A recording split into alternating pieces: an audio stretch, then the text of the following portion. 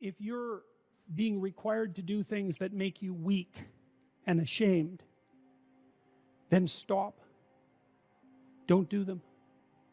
Like one of the things I learned from Solzhenitsyn and Frankl was that systems go terribly out of control when people don't stop them when they're going mildly out of control.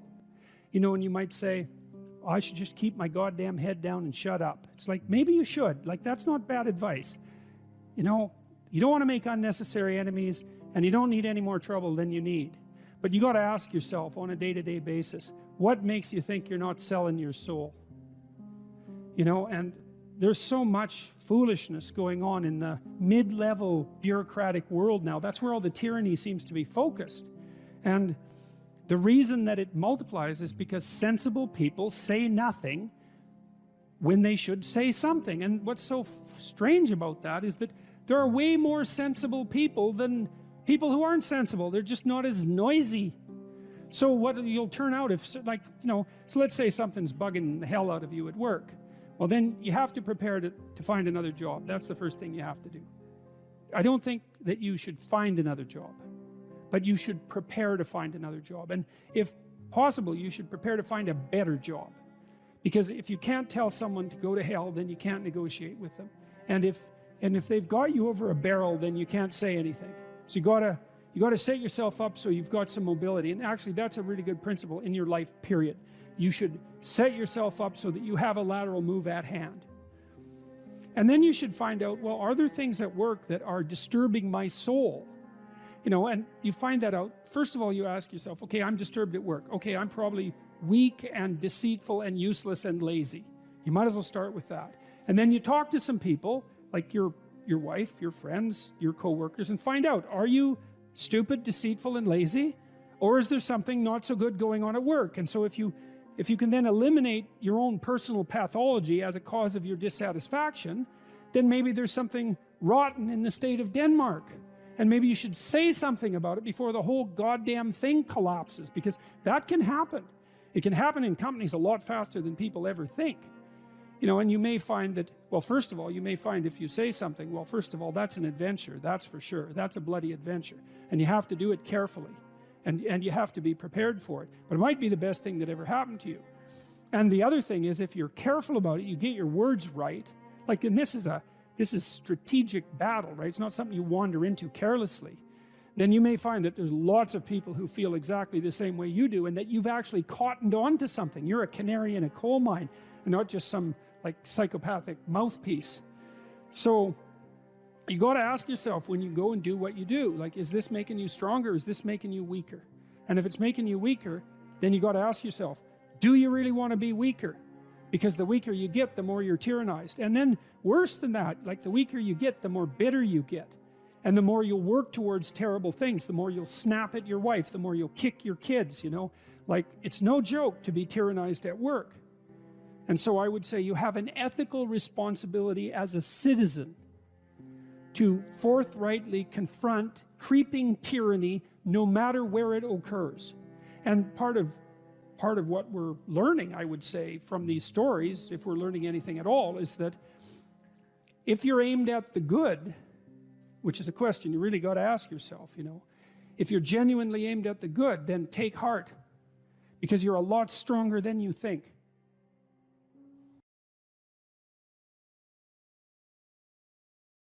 Sometimes you can come across something new that helps you reconfigure the way that you're living almost instantly in a more comprehensive and fuller way.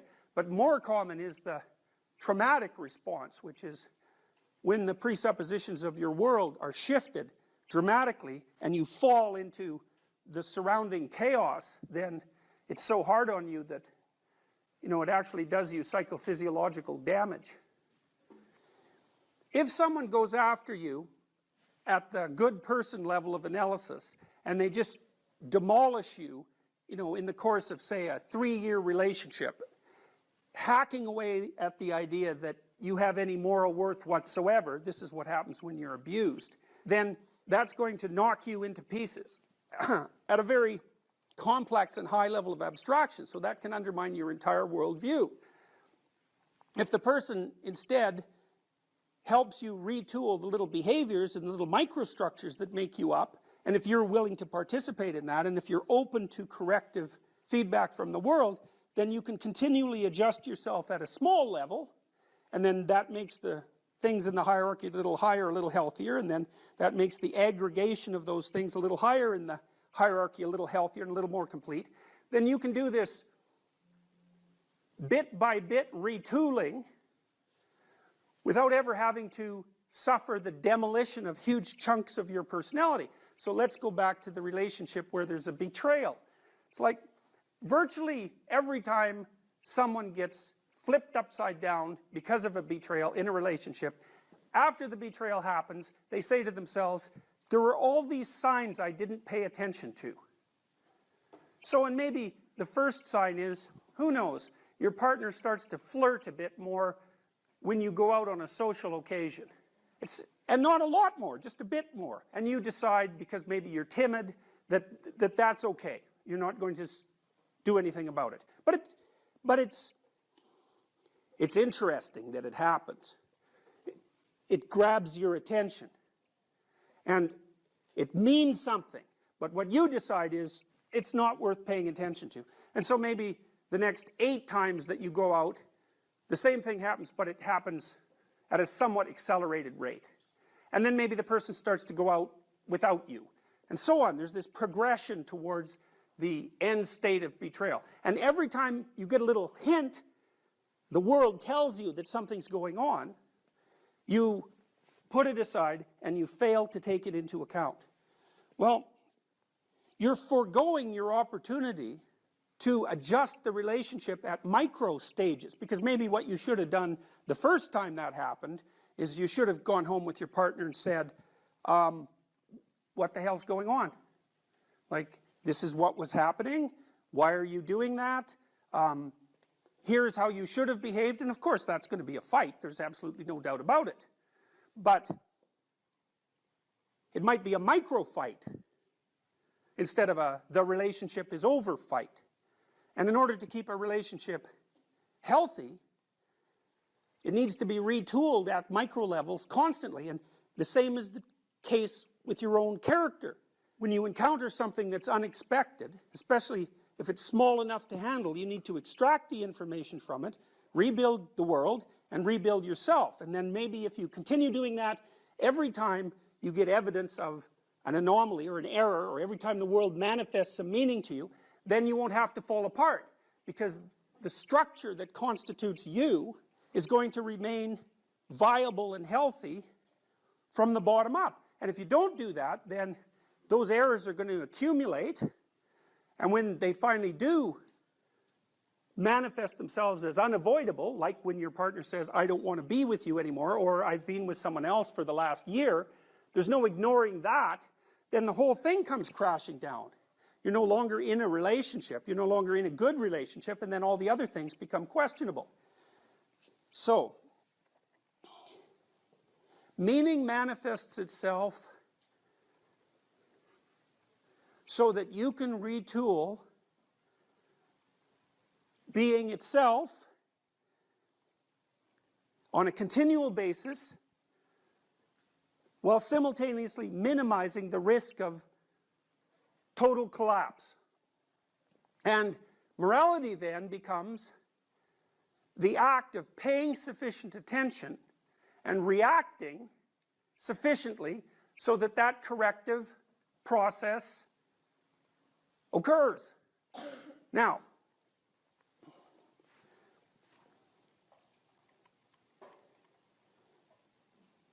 so you're inside one of these. You're going from point A to point B. And as you do that, things you want to have happen, happen.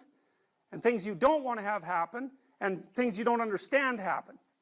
And let's say that you investigate the things that you don't want to have happen, and you investigate the things that you didn't expect. And you do that as soon as they come up. So then what happens? Well, partly what happens is you're going to change your perceptions a bit, and you're going to change your actions a bit, and what that'll culminate in over time is that this whole structure will change. So instead of going from point A to point B, maybe you start shifting so that you're going from point A to point C. Because as you're gathering information, as a consequence of the inadequacies of the way you're looking at the world, not only are you improving your ability to perceive and to act, but you're also gathering information that helps shift your perspective to a better point B. Because you might say, well, where are you going and why? And the answer to that is, well, you have a plan. You're going to get your degree. I don't know what your long-term plan is. But there's no reason to assume that your long-term plan is correct, even though there's no reason to assume that you can do without one. So you're in this weird situation where you have to live within a bounded space, and the bounded space is going to produce errors, and it's also going to be wrong. But at the same time, if you use the bounded space, then you can transform it continually across time, even what it's aimed at, and you can minimize the probability of precipitous collapse.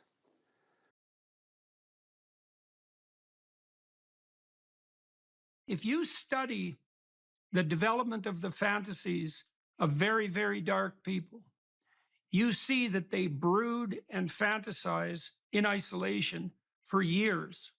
And the fantasies get darker and darker and darker. So they're bitter and resentful to begin with. And then they start fantasizing about, well, what they would want. That can take a sexual end, or it can take a very violent end, or it can take both. And what they're really after is the ultimate in revenge. And on the sexual front, they find a kick in extending the, what would you call it, unacceptability of the fantasy one stage at a time. The famous and extremely attractive sexual serial killer, what was his name? There's a famous photograph of him like this, a very attractive man. Do you remember his name? Ted Bundy. Anybody? Ted Bundy. Ted Bundy detailed out exactly how his fantasies progressed as he became more and more involved with pornography. And what happens in some sense is that these people who are nursing these terrible fantasies want to stay on the edge of novelty. And so their fantasies get darker and darker and darker as they progress down that road. And so after 1,000 such micro progressions, they end up in exactly the sort of pit that you're describing. And some of that is pure sexual kick because of the novelty. But it's got this sadistic and perverse, vengeful twist. And you could think about it this way. I think it says in the Gospels that, it would be better that a millstone was hung around your neck and that you were cast into the abyss than to do harm to any of God's children, let's say. And that's actually where the perverse delight comes, because the most egregious possible sin, let's say, is the violent sexual abuse of the most innocent possible person. And the perverse novelty kick is highest at exactly that point. And then that just goes from bad to worse. And there's 1,000 or even 10,000 micro decisions that go along with that. There's also a great book called Ordinary Men. This is well worth reading, although it's a bloody catastrophe to read, I'll tell you. It details out how a group of German policemen who were moved to Poland during World War II were transformed from ordinary ordinary working class men, old enough to not have been raised under the Nazi regime, by the way, and so not propagandized into a kind of mindless obedience, how they went from being perfectly ordinary policemen to the sort of people who could take naked pregnant women out into the middle of a field and shoot them in the back of the head. And it isn't like they had an easy time with that. Some of them reported the same sort of thing that you reported when you first watched that video. What they were being called upon to do stage by stage made them physically ill. And they had a commander who actually had told them that they could leave the service if they didn't want to continue with their duties. But they felt duty-bound not to leave their comrades having to mop up the terrible situation. But it does a lovely job of detailing out how your movement from normality to absolute perversity is a consequence of 10,000 micro violations of your own conscience. Not all of them micro, obviously. So you need to know about the vengefulness. You need to know about the kick of sadism. That's that novelty kick that produces a dopaminergic kick that heightens sexual satisfaction. And so there's an element of sadistic misery that can add novelty to sex. That's particularly attractive to people who are bitter and resentful because they actually can't find any willing sexual partners. And so they're angry at the world and shake their fist at God because of it. And so, anyways, that's a bit of the developmental course of such a lovely descent into hell. And the interesting thing about it is that people brood, like you don't get to the point where you're watching pornographic videos of children being raped without hundreds or even thousands of hours of increasingly demented voluntary fantasy. And that's that allowing the spirit of sin that would otherwise crouch on your doorstep to enter your house and have its way with you, right? It's like a collaborative venture with Satan himself. That's the most straightforward way of describing it. And so, well, so that's, I don't know what you have to say about that, but I'll let you have at her. I'll say this, that everything you're saying absolutely resonates with my anecdotal experiences dealing with these people. I look into their eyes, and what you're describing is what I see, though I've never been able to articulate it like you just have. So I appreciate being armed with an understanding that it will help me evangelize more clearly to others about the dangers of overstimulation and overuse of pornography and shaking hands with the devil. So thank you for that. That was very insightful. So I spent a bit of time, not a lot, but a bit of time inside a maximum security prison when I was a kid. I worked with a very strange psychologist that was there. And one of the things that really shocked me, and I think this shocked me enough to change my whole life, was I met this one prisoner who was a pretty nondescript looking character. He took me for a walk out in the yard away from a gym full of like weightlifting, axe murderer, monsters, and rapists. And we went for a walk out in the yard, and the psychologist called us back and told me later in the office that this guy, who was about 5'2", pretty non-prepossessing guy, had made two policemen kneel in front of him, beg for their lives in reference to their families, and then shot them both in the back of the head and kicked them aside. And the shocking thing to me was, you kind of think that if you met pure evil, it would have a monstrous form. And, the thing that shocked me about that was the nondescript nature of this guy, his absolutely banal ordinariness, the fact that you could just walk past him on the street and you'd never know. He wasn't some monster, the monstrous character of Satan in your imagination is, a figure that's terrifying to behold instead of someone normal. You know what I mean? Normal in that cringing sense. These people that you've interacted with, like, what's your reaction to them when you talk to them, the pedophiles, when you talk to them and when you arrest them? My experience is very similar to what you just described. Very nondescript, people of all walks of life. We've arrested and I've interrogated educators, lawyers, law enforcement, clergymen, and sitting across from them, but with no apparent physicality that would tell you who they are. But I will say this: when they start talking and I look into their eyes, that's when I sense something that really scares the hell out of me. And the way they talk about children when they get there, and it's something that they've been able to normalize. And they're speaking to me about children almost like they're talking about, the weather, or, talking about buying and selling children like you talk about buying and selling computer parts or an automobile or something. And that's where I thought, something has taken over you. Something non-human has made you less human. And I've never been able to figure it out, only that it creeps me out. And I usually end up getting them to confess because they have brought themselves to a place where they think they're okay. They think that it's somehow normal. I don't know if that makes sense. How do they, Dr. Peterson? Well, the degree of rationalization that has to, with each step forward in the progress of the fantasy, there has to be a step forward in the self-deception with regards to self-description, right? So imagine that you're attempting to cling to a sense of yourself at least as normal, but even maybe as a moral agent. I mean, the more forthright pedophiles claim that they're only allowing children to express their true sexual desires, and that what they're actually doing is forming the best relationship with the children that they've ever had. Now, of course, there's part of them that knows that that's an absolutely bloody, screaming, hellish lie. But you get to that lie, like I said, with 1,000 micro lies, right? And you're modifying your self-conception along the way. I mean, have you had these people justify themselves to you? And if so, by what means do they attempt to do that?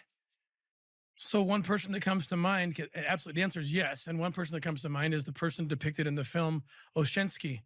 This person had written articles, self-published, of course. He had a book that he actually sold on Amazon, and his understanding or his justification was that the puritanical society of this country has crushed the true and beautiful and righteous sexual experience, which the most natural would be between a man and a child, a prepubescent child.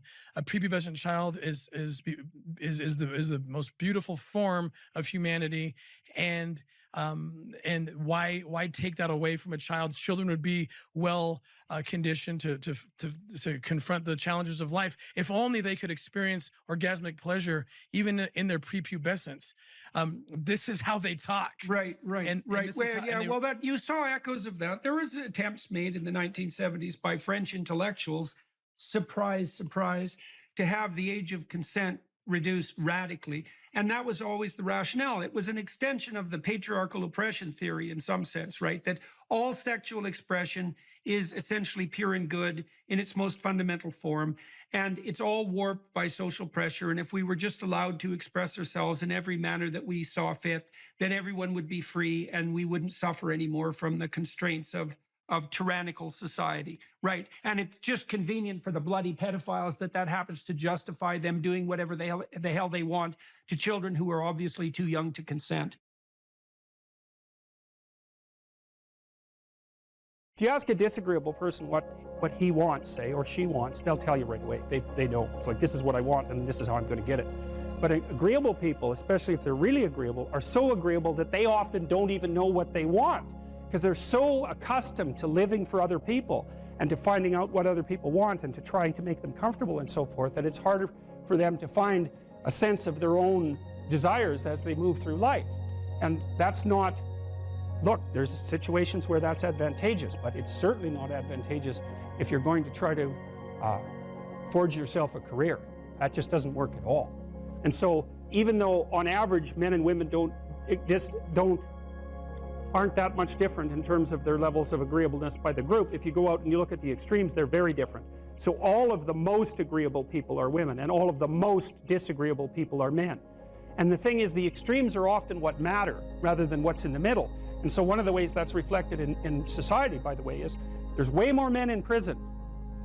And the best personality predictor of being imprisoned is to be low in agreeableness. It makes you callous. Now you might think, well, what's the opposite of compassion and politeness? And the answer to that is, I think it's best sort of conceptualized as a trading game. So let's say that we're going to play repeated trading games. And if you're very agreeable, then you're going to bargain harder on my behalf than you're going to bargain on your own behalf. Whereas if you're very disagreeable, you're going to do the reverse. You're going to think, I'm in this trading game for me, and you're going to take care of your own interests. Where an agreeable person is going to say, no, at best, at worst, this has to be 50-50, but I'd like to help you every way I can. One of the things you have to be careful of if you're agreeable is not to be exploited, because you'll line up to be exploited. And I think the reason for that is because you're wired to be exploited by infants. And so that just doesn't work so well in that actual world. And one of the things that happens very often in psychotherapy, people come to psychotherapy for multiple reasons, but one of them is they often come because they're too agreeable. And so what they get is so-called assertiveness training, although it's not exactly assertiveness that's being trained. What it is the ability to learn how to negotiate on your own behalf. And one of the things I tell agreeable people, especially if they're conscientious, is say what you think. Tell the truth about what you think. There's going to be things you think are nasty and harsh, and they probably are nasty and harsh, but they're also probably true. And you need to bring those up to the forefront and deliver the message. And it's not straightforward at all, because agreeable people do not like conflict. Not at all. They smooth the water. And you can see why that is in accordance with the hypothesis that I've been putting forward. You don't want conflict around infants. It's too damn dangerous. You don't want fights to break out. You don't want anything disturb the relative peace. You know, and if you're also more prone to being hurt physically and perhaps emotionally, you also may be loath to engage in the kind of high intensity conflict that will solve problems in the short term, because it takes a lot of conflict to solve problems in the short term. And you know, if that can spiral up to where it's dangerous, which it can if it gets uncontrolled, it might be safer in the short term to keep the waters smooth and to not delve into those situations where conflict emerges. The problem with that is it's not a very good medium to long-term strategy, right? Because lots of times there are things you have to talk about because they're not going to go away. And the advantage to having a well-socialized disagreeable person is that they really don't let much get in their way. So if you can get a kid who's disagreeable socialized, that person can be quite the creature, you know, because they're very forward moving in their nature and very difficult to stop. But if you don't get them successfully domesticated, tamed, roughly speaking, by the time they're 4, their peers reject them. And that's a big problem, because your job as a parent is to make your child socially desirable by the age of 4. Like you want to burn that into your brain, because people don't know that. That's your job. And here's why. It's easy if you think about it carefully. So you imagine you've got a 3-year-old child, so sort of halfway through that initial period of socialization, and you take that child out in public. Okay, what do you want for the child? Who cares about you? What do you want from for the child? You want the child to be able to interact with other children and adults so that the children are welcoming and smile and want to play with him or her, and so the adults are happy to see the child and treat him or her properly. And if your child's a horrible little monster because you're afraid of disciplining them or you don't know how to do that properly, then what they're going to do is they're going to experience nothing but rejection from other children and false smiles from other parents and adults. And so then you're throwing the child out there into a world where every single face that they see is either hostile or lying. And that's not something that's going to be particularly conducive to the mental health or the well-being of your child. If your child can learn a couple simple rules of behavior, like don't interrupt adults when they're talking too much and pay attention and try not to hit the other kids over the head with the truck any more than is absolutely necessary, and share and play properly, then when they meet other kids, the kids are going to try out a few little play routines on them, and that's going to go well, and then they're going to go off and socialize each other for the rest of their lives. Because that's what happens, is that from 4 years old onwards, the primary socialization with children takes place among other children. And so if the kids don't get in on that early, they don't move into that developmental spiral upwards and they're left behind. And you can imagine how terrible that is, because a 4-year-old will not play with another 4-year-old who's 2. But a 5-year-old certainly will not play with a 5-year-old who's 2, right? Because the gap is just starting to get unbelievably large. And so the kids start out behind, and then the peers leave them behind, and then those kids are alienated and outside the peer group for the rest of their life. Well, those are the ones that grow up to be long-term antisocial, right? They're already aggressive. It doesn't dip down. Now, what happens to normal boys, roughly speaking? Imagine the aggressive 2-year-old types. They get socialized, so their level of aggression goes down, and then they hit puberty and testosterone kicks in, and bang, levels of aggression go back up. And so that's why males are criminals between the ages roughly of 16 and about 25. So, and it matches the creativity curve, by the way. It's so cool. If you look at the spike of creativity among men, 16 to 25, and it starts to go down, criminality matches that absolutely perfectly. So that's quite cool. So, and the testosterone levels raise the average level of aggression among men. It's more dominance than aggression, actually, and testosterone is by no means all bad. And then it starts to decrease at about age 25 or 26, which is usually when men stop staying up late at night, stop drinking as much, develop a full-time career, and take on the burdens and responsibilities and opportunities that are associated with a long-term partner and family. And so, well, so that's the development of what I would call predatory aggression, because I also think that the agreeableness distribution is probably something like predatory aggression versus maternal sympathy. It's something like that. So if you look at other mammals that are predators, because we're predators as well as prey animals, if you look at other animals like bears, the male bear has absolutely nothing to do with the raising of the infants. In fact, the female bears will keep the male the hell away because he's likely to kill the infants. and maybe even to eat them. So there's no maternality at all in solitary male mammalian predators. It's really useful to investigate the viewpoints of people who have opposing views to yours, because they'll tell you things. Not only will they tell you things you don't know, they'll also tell you how to see the world in ways that you don't see it. And they'll also have skills that you don't have, that you could develop. So for example, if you're an introverted person, it's very useful to watch an extroverted person, because the extroverted person has ways of being in the social world that aren't natural to you, that you can use to improve your toolkit. And if you're disagreeable, one of the best things to do with disagreeable people, especially if that's alienating them from other people, for example, because it can, you know, people treat you like you're a selfish, arrogant son of a, maybe that's because you are. It's like, okay, so what do you do about that?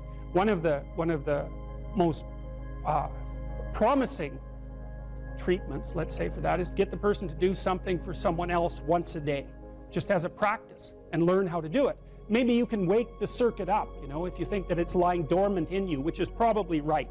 You know, I think we have a very wide range of propensities within us. Some are switched on, genetic propensities. Some are switched on, but I think that if you put yourself in the right situation or walk yourself through the right exercises, you can switch some of these other things on as well. But it takes work and dedication and discipline. I would say, generally speaking, if you want to adapt yourself properly to life, you should find a niche in the environment that corresponds with your temperament. Right? You shouldn't work at cross purposes to your temperament, because it's just too damn difficult. But having done that, then you should work on developing the skills and viewpoints that exist in the space opposite to your personality, because that's where you're fundamentally underdeveloped. And that way I think you can extend out your temperamental capability across a wider range. And to me, that's roughly equivalent as bringing a richer toolkit to each situation.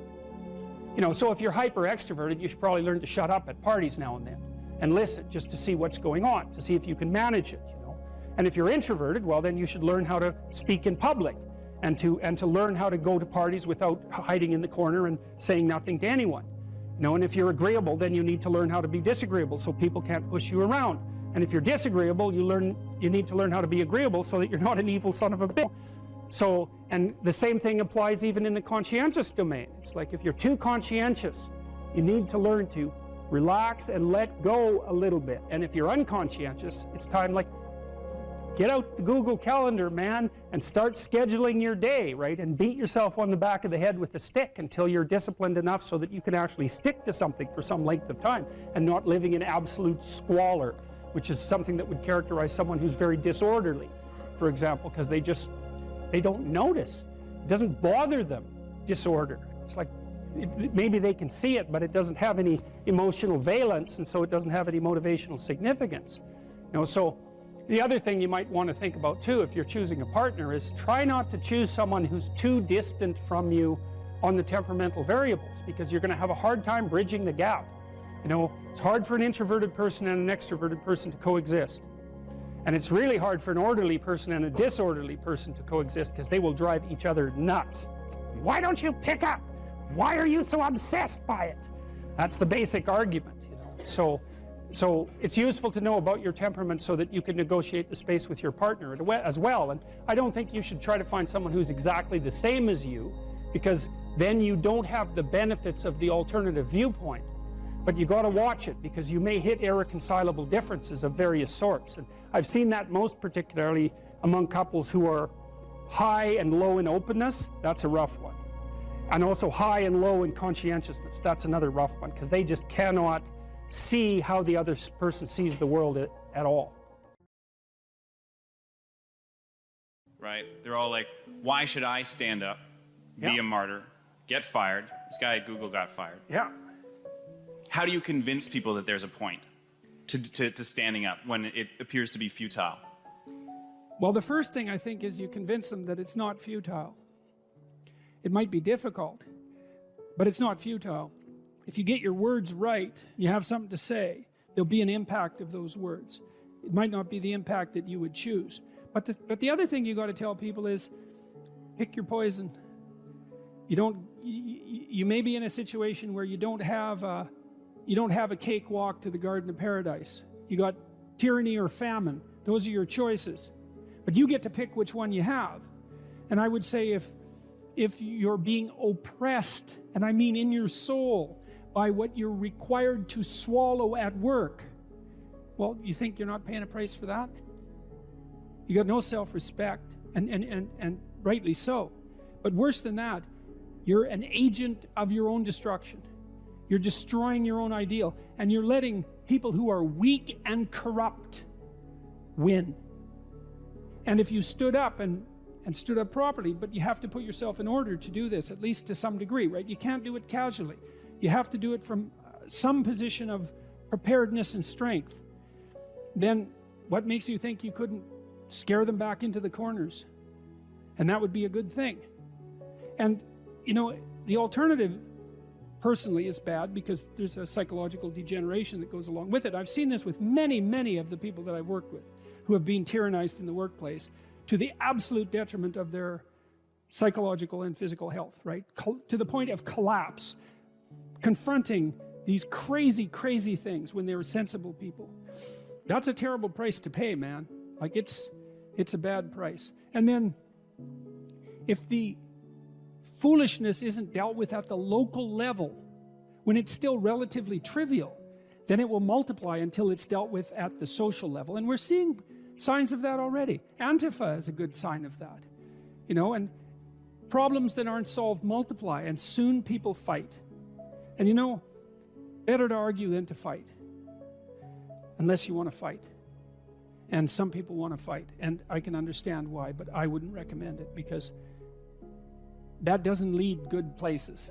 It really doesn't lead good places. So I'd say you have a duty. Maybe that's why you stand up. It's because you have a goddamn duty to stand up and just say what you have to say. You don't even have to be trying to make a point exactly or trying to get something done. It's like, this is how it looks to me. That's what that guy at Google did. He wrote this memo and he said, I talked to him today. He said, well, he went to a diversity training seminar and he thought, no, I don't agree with that.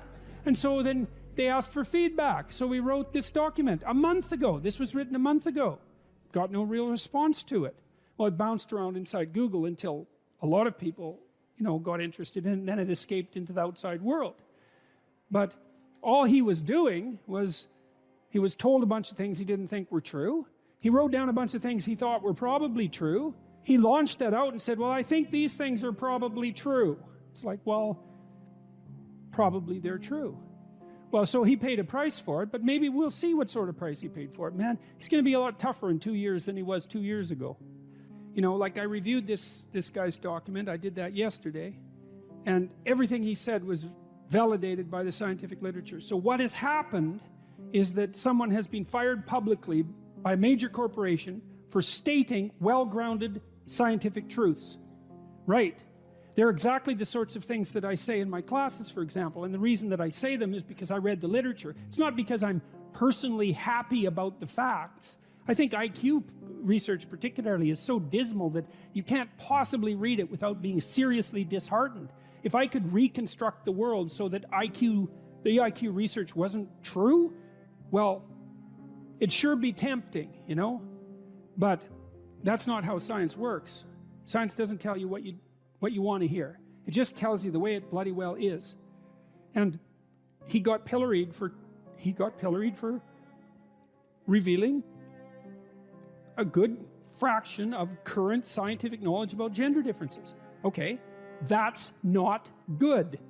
And as you said, that's a big company and it controls our communication. So how about we do what we can to ensure that these large communication companies don't get to impose a factually false ideological structure on the rest of the planet.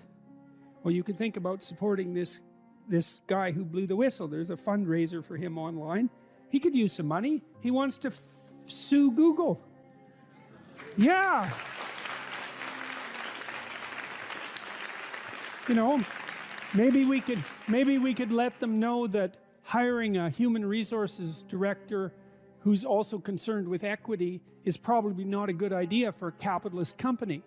Why in the world would you hire your own enemies? I don't understand that. So, well, we'll see how the dialogue continues. But back to the personal. Like, You need to say what you think, because that's where you come from, right? And if you don't say what you think, then you kill your unborn self. That's what you do. That's what Cain did when he killed Abel. And that's why his punishment was unbearable. You know, you have things in you that are struggling to come to the light. That's the truth you need to utter, and you need to utter that truth, because without that truth you cannot live in the world, because the world's real and you need truth to live in the world. And if you stifle your truth, well, how can that be anything but something that brings about hell? How could it be any other way? So you think, well, why should you speak up? That's easy, because the consequences of not speaking up, although delayed, are far worse. That's the reason. That's the reason. If it can't be courage, it could at least be prudence.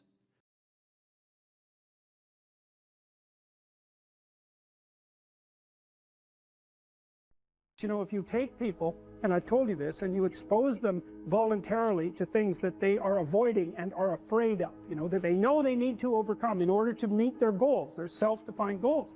If you can teach people to stand up in the face of the things they're afraid of, they get stronger. And you don't know what the upper limits to that are, because you might ask yourself, like, if for 10 years, if you didn't avoid doing what you knew you needed to do, by your own definitions, right, within the value structure that you've created, to the degree that you've done that, what would you be like? Well, you know, there are remarkable people who come into the world from time to time, and there are people who do find out over decades-long periods what they could be like if they were who they were, if they spoke their being forward. And they get stronger and stronger and stronger, and we don't know the limits to that. We do not know the limits to that. And so you could say, well, in part, perhaps the reason that you're suffering unbearably can be left at your feet, because you're not everything you could be, and you know it. And of course, that's a terrible thing to admit, and it's a terrible thing to consider, but there's real promise in it, right? Because it means that perhaps there's another way that you could look at the world, and another way that you could act in the world, so what it would reflect back to you would be much better than what it reflects back to you now. And then the second part of that is, well, imagine that many people did that, because we've done a lot as human beings. We've done a lot of remarkable things, and I've told you already, I think before, that today, for example, about 250,000 people will be lifted out of abject poverty, and about 300,000 people attached to the electrical power grid. We're lifting people out of poverty collectively at a faster rate that's ever occurred in the history of humankind by a huge margin. And that's been going on unbelievably quickly since the year 2000. The UN had planned to have poverty between 2000 and 2015, and it was accomplished by 2013. So there's inequality developing in many places, and you hear lots of political agitation about that. But overall, the tide is lifting everyone up, and that's a great thing. We have no idea how fast we can multiply that if people got their act together and really aimed at it. Because, you know, my experience is with people that we're probably running at about 51% of our capacity. I mean, you can think about this yourselves. I often ask undergraduates how many hours a day you waste, or how many hours a week you waste. And the classic answer is something like 4 to 6 hours a day. You know, inefficient studying, watching things on YouTube that not only do you not want to watch, that you don't even care about, that make you feel horrible about watching after you're done. That's probably 4 hours right there. You know, you think, well, that's 25 hours a week. It's 100 hours a month. That's 2.5 full work weeks. It's half a year of work weeks per year. And if your time is worth $20 an hour, which is a radical underestimate, it's probably more like 50 if you think about it in terms of deferred wages. If you're wasting 20 hours a week, you're wasting $50,000 a year, and you are doing that right now. And it's because you're young, wasting $50,000 a year is a way bigger catastrophe than it would be for me to waste it, because I'm not going to last nearly as long. And so if your life isn't everything it could be, you could ask yourself, well, what would happen if you just stopped wasting the opportunities that are in front of you? You'd be who knows how much more efficient. 10 times more efficient, 20 times more efficient. That's the Pareto distribution. You have no idea how efficient people get. It's off the charts.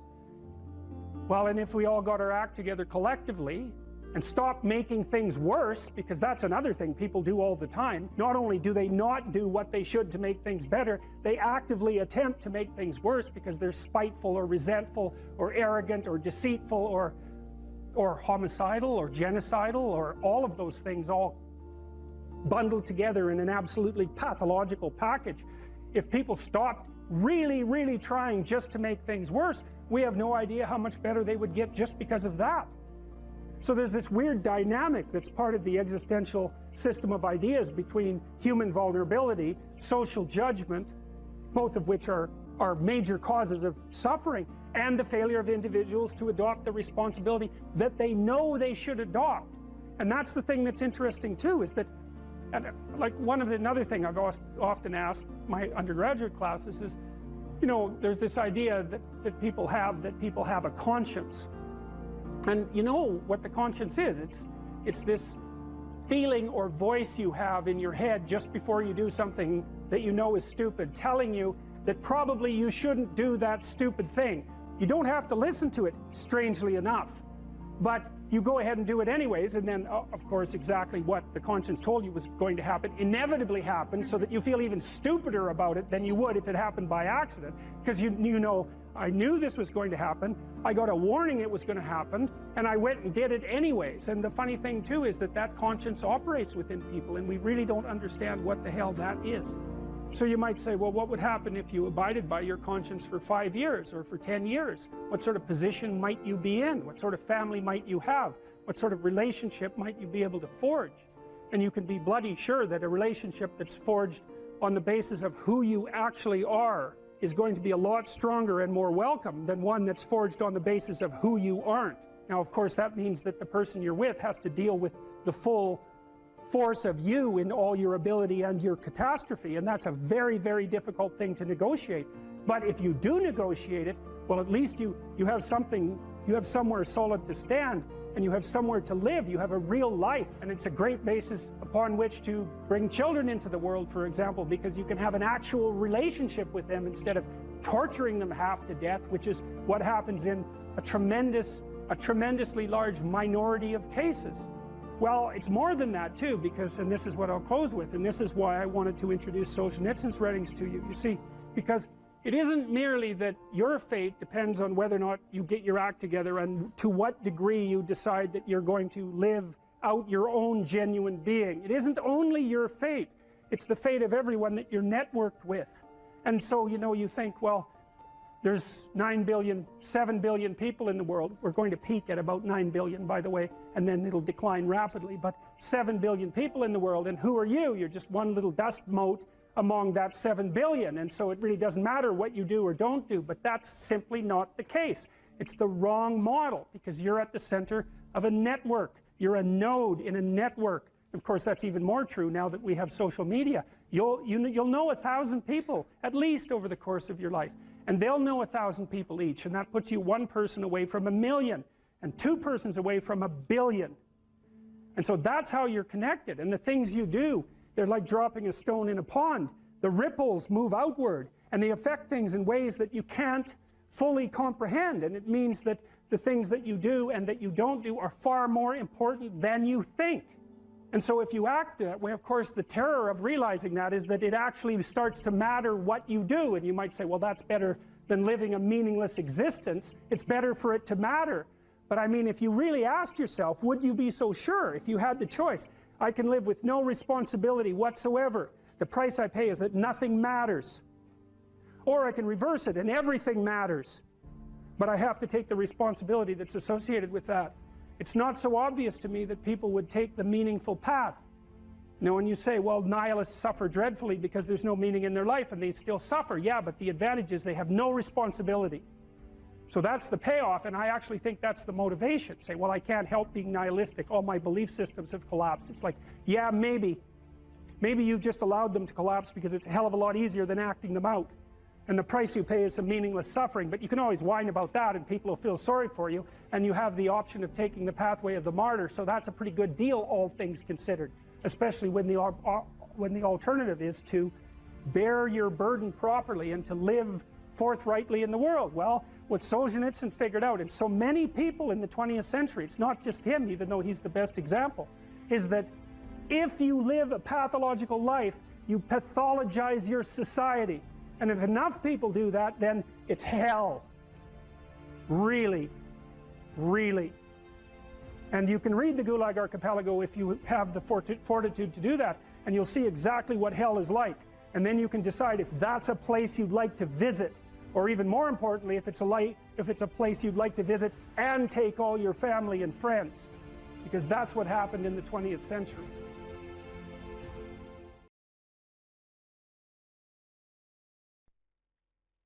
Don't underestimate the power of truth. There's nothing more powerful. Now, in order to speak what you might regard as the truth, you have to let go of the outcome. You have to think, all right, I'm going to say what I think, stupid as I am, biased as I am, ignorant as I am. I'm going to state what I think as clearly as I can, and I'm going to live with the consequences no matter what they are. That's an element of faith. The idea is that nothing brings a better world into being than the stated truth. Now, you might have to pay a price for that, but that's fine. You're going to pay a price for every bloody thing you do and everything you don't do. You don't get to choose to not pay a price. You get to choose which poison you're going to take. That's it. So if you're going to stand up for something, stand up for your truth. It'll shape you, because people will respond and object and tell you why you're a fool and a biased moron and why you're ignorant. And then if you listen to them, you'll be just that much less like that the next time you say something. And if you do that for 5 years, you'll be so damn tough and articulate and able to communicate and withstand pressure that you won't even recognize yourself. And then you'll be a force to contend with. It is not safe to speak, and it never will be. But the thing you've got to keep in mind is that it's even less safe not to speak, right? It's a balance of risks. It's like you want to pay the price for being who you are and stating your mode of being in the world, or do you want to pay the price for being a bloody serf, one that's enslaved him or herself? Well, that's a major price, man. That thing unfolds over decades, and you'll just be a miserable worm at the end of about 20 years of that, right? No self-respect, no power, no ability to voice your opinions, nothing left but resentment because everyone's against you, because of course you've never stood up for yourself. It's like, say what you think carefully, pay attention to your words. The price is, it's a price you want to pay if you are willing to believe that truth is the cornerstone of society. And in the most real sense, if you're willing to take that leap, then tell the truth and see what happens. And nothing better could possibly happen to you. There'll be ups and downs, and there'll be pushback, and there'll be controversy and all of that, but it doesn't matter. It's like, wake up, tell the truth, or at least don't lie. If that's a start, you know 1,000 people. You're going to know more than that over the course of your life, but let's say 1,000 for the sake of argument for now. They know 1,000 people. That means that you're one person away from 1,000,000 people and 2 persons away from 1,000,000,000 people. And you're the center of that network. And now the way networks work is that information propagates in a network manner. So don't underestimate the power of your speech. So that people have an inchoate longing to have the sort of thing that we're talking about articulated. And so don't be thinking you're alone. It's just that people can't talk, they're afraid to talk, or they don't know what to say. And those are real problems. So if you're reasonably articulate, like, start talking and sharpen yourself up. I mean, the enemy is a cloud. They're a cloud of gnats. They're only courageous in groups. They're only courageous in mobs. If you stand your ground and don't apologize and articulate things properly, they'll disperse around you like they're not even there. So most of it's illusion. So don't be afraid, but be afraid of the right thing. And the right thing you should be afraid of is not saying what you say, because that's the same as not being. And here you are, suffering away. You might as well be at the same time. At least then there's something to you. Where do you find the hope and the strength to continue to fight? Or for those who are listening, to get the motivation to stand up and say what's on their mind? Well, people have to have a dialogue with their own conscience. You know, if you don't, imagine that you get upset with something when you recognize an obstacle in your path, and then imagine that you need a path and that you've chosen reasonably wisely, let's say, not perfectly, but reasonably wisely. An obstacle arises, you're frustrated, disappointed, ashamed, afraid. Well, you have something to do to clear out the obstacle. You have something to say. Well, then you don't clear out the obstacle because you're afraid to speak or you're unwilling to speak. You want to defer the conflict because you hope it will go away. all that'll happen is that the obstacles will pile up. But then your life will be nothing but obstacles. Well, you need to know that. You have to ask yourself if you believe that's true. If it's true, then you don't want to remain silent. Imagine too that as you remain silent, you get smaller because you're not manifesting the courage necessary to live by your own standards. And the problem gets bigger. Well, if you're not going to speak now, what makes you think you're going to be more prepared in the future? You won't. Why is that going to happen? When does that ever happen? Well, I can't believe we're talking about school. People who say, just stay quiet in school, just get the grade. That's paying wrong. them. That's wrong. That's right. You're paying them. You don't have the courage when you're paying. When somebody's paying you and they're doing something at work and they want you to play along, you think you're going to have courage then? I mean, you've got to face it I tell as my it students happens. all the time to never write something they didn't believe to be true. And I know this as a psychologist too. You might think I can get away with writing out something I don't believe for the grade and all, but there are studies of this sort of phenomenon. So imagine you have a viewpoint, and I measure that with a political attitudes questionnaire. Okay, maybe it's a viewpoint. What do we take? You're anti-immigration, just for the sake of argument. And then I ask you to write out a 500-word pro-immigration essay. And then a week later, I give you the political questionnaire again. Now, I'm going to bury it in a bunch of other questionnaires, so you don't know what I'm measuring. Okay, Your belief has tilted way towards the argument that you've made, even though you don't know it. So, and it's because most of your beliefs are actually rather shallow in terms of their explicit formulation. You think you believe something, but it's pretty shallow. It's just an assumption. Now, you might act on it and all of that, but it's not well differentiated and articulated. Now, if you take one of your assumptions and you write a counterexample, you're going to articulate that.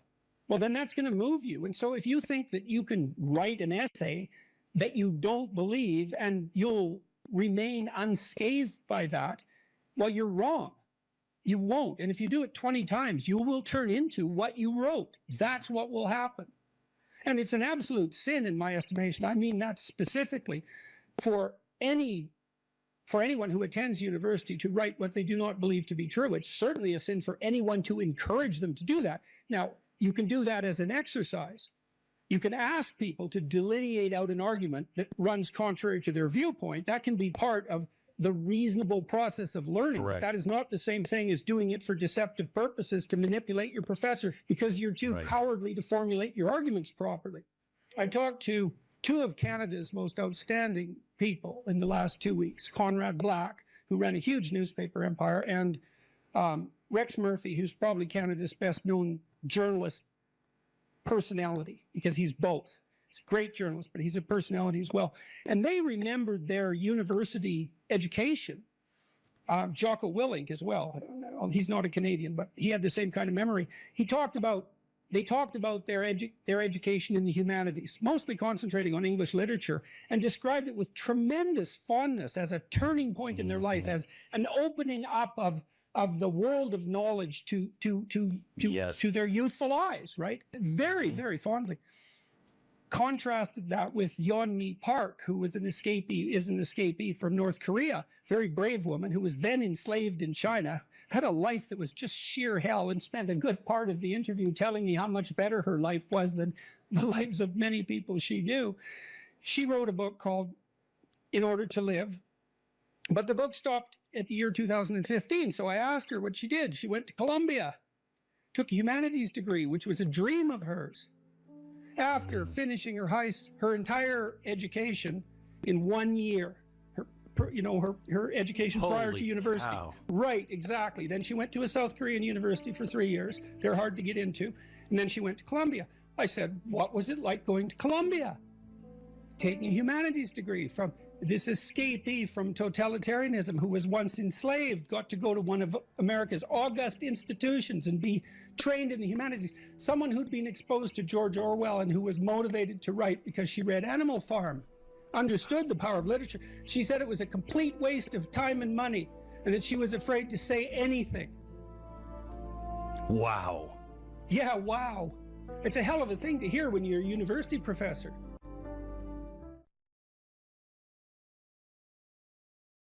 What do you do when you go to a movie? You fasten onto a character, and you understand that character the same way that you understand people that you're in conversation with.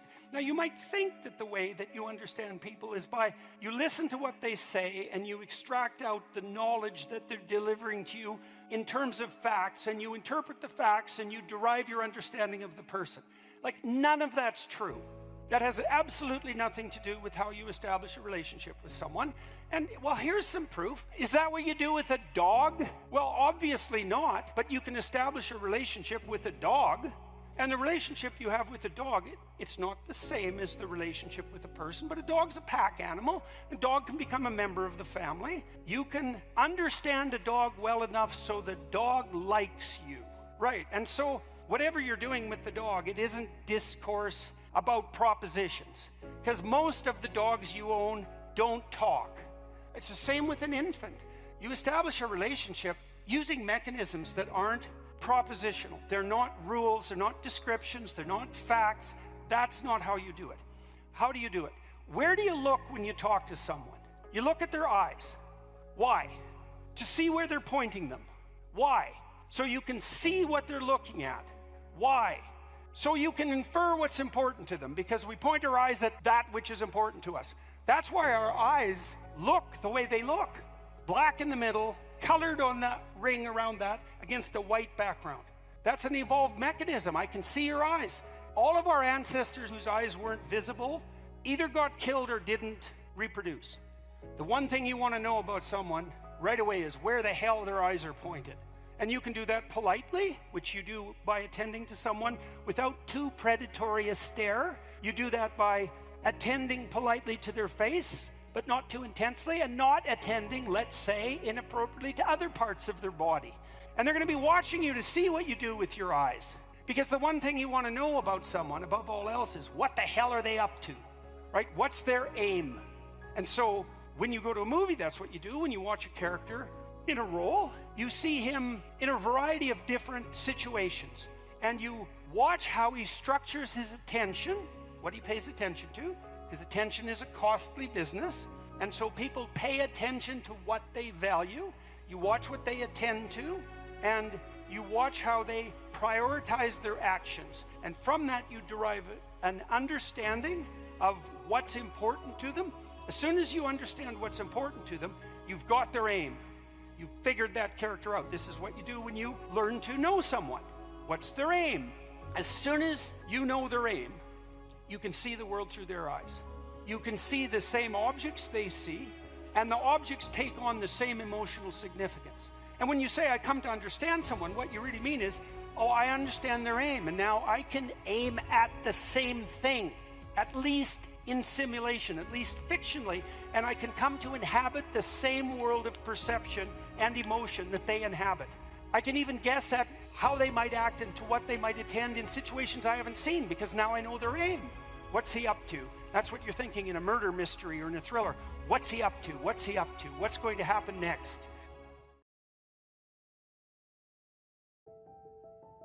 What emotion do you feel when you're going to approach someone you're very attracted to, and there's an extremely high probability that she's going to tell you to disappear? Right, exactly, absolutely, because it's a real judgment, right? We're going to see a movie called Crumb where you'll see this in great detail, but it's a real judgment. It's like the best judgment is, well, I don't mind your physical presence, but your genes should definitely not survive another generation. Right, and that's sort of generally translated into, I think we should just be friends. Right, you know, and you can blow that off, and people do, and you have to, because it's part of being polite and civilized, but you know, let's make no mistake about it. There is no more fundamental judgment than that. So, paralysis. And there's no shortage of men, I mean, who are absolutely terrified of women. I mean, I've had many of them in my practice, you know. I had one guy, he was so terrified of women he couldn't even talk to them on the phone. It's more common than you think. So, but it's generally manifested by men who no one cares about, so it's generally irrelevant. So, well, it's the case. It really is the case. I'm not kidding. They're low status men. You know, they're people that are generally regarded as losers, and there isn't anybody who really gives a damn about what happens to them one way or another. And there's a lot more men in that category than there are women. Women are in all sorts of, you know, social categories that cause them misery and distress, but that one seems to be predominantly male. One of the things I'm going to do when we talk about Freud is I'm going to show you this movie Crumb, which I just told you about, and it's a very rare thing because it shows you the world from the perspective of very intelligent male losers, and that's just not a perspective you ever see, because it's the winners that tell the stories about their life. It's like, who the hell cares about the life of a loser? But this movie is about a loser who became a winner, and, you know, almost as an act of revenge. And it's great, great examination of the Oedipal complex. Remarkable. Women select men. That makes them nature, because nature is what selects. And so, you know, you can say, well, it's only symbolic that women are nature. It is, not in some sense, is the gatekeeper to reproductive success. And you can't get more like nature than that. In fact, it's the very definition of nature. So, as I said, there are lots of reasons why these symbolic representations are set up the way they are. Alright, so that's the great mother, nature. The queen, the matrix. The matrix is something from which all things form. Same root word as matter, mother, all the same root word. The matriarch, the container, the cornucopia, the object to be fertilized, the source of all things, the fecund, the pregnant. There are more parts of the associational network. The strange, the emotional, the foreigner, the place of return and rest. The deep, the valley, the cleft, the cave, hell, death, and the grave. The moon, ruler of the night and the mysterious dark, and matter and the earth. So those aren't necessarily associated with femininity, but they're typically associated with femininity from a symbolic perspective. You know, so like generally, like a witch in a movie doesn't come riding out of the full bright sun at noon, right? That just doesn't happen because it doesn't make sense. It's a dark thing. And so if you saw that occurring in the light in a movie, you'd think, you know, what the hell's going on here? That doesn't make sense. And the reason it doesn't make sense is because it violates the complex, the symbolic complex. So those are female denizens of the underworld and hell. Very pleasant creatures. It's like Medusa with the head of snakes, you know. And if you ask, you know, why would a woman have a head of snakes in reference to a man? And that's really simple. I bet there are men here who know the answer to that. I don't know what you guys think about this, but I was pretty happy when I thought this up, and it took me a long time. So, if you think about the world in Darwinian terms, right, it's a struggle for survival and reproduction, which are basically the same thing. Survival is you, but reproduction is the survival of your genes. So it's a survival issue over very long spans of time. Okay, what do we call the selection mechanism? Right, natural selection, right? It's nature who does the selection. Okay, so let me tell you something that makes female humans different than female chimps. I mean, there's lots of things that do, but but here's an important one. If you look at which male in a chimp troop fathers most of the offspring, it's the dominant male. But the reason for that isn't because the female chimps sort of flock around the dominant male. Now that happens in other species, but it doesn't happen with chimps. What happens is the dominant male chases all the subordinate males away and will interfere with any sexual behavior they manifest. He'll chase them away. The females, though, are perfectly happy to mate with a subordinate male if they're in heat and they get the opportunity. So they go into heat, which is something that doesn't happen with female humans, and they really don't care who they mate with. Okay, female humans are much different than that. They're picky. So they're choosy. It's a big deal. It's a big deal that they're choosy. Women also seem to evaluate men for their fitness. Now, so, lots of men have no sexual partners and they have no children. That's not the case with women. Almost all women have one child or more. And it's a rare woman indeed who cannot find a sexual partner. Some of you undoubtedly have already experienced what it's like to be possessed by a particularly stupid idea. You know, so maybe you've grown out of one or two of the stupid ideas that possessed you, or maybe you're possessed by an attraction to someone you can't control, or you can't control your eating behavior, or you're a pushover when it comes to interpersonal interactions because you're too agreeable, or you fly off the handle and fight, and you know, none of this is really under your control. And so all of those things that manifest themselves not only in your behaviors but in your perceptions themselves, You know, they tend to take on embodied form and use you as the vehicle for their activity. So, you know, when you're thinking about something like anger, for example, think about how it works, because it's quite peculiar. What must someone generally do? How must someone generally act if you're going to be angry at them? They have to be irritating, right? You know, they have to provoke you in some way. Well, the mere fact that you perceive what they're doing as irritating or provoking doesn't ensure that anyone else would have thought about it, or that that's what they meant, or that that's what's happening.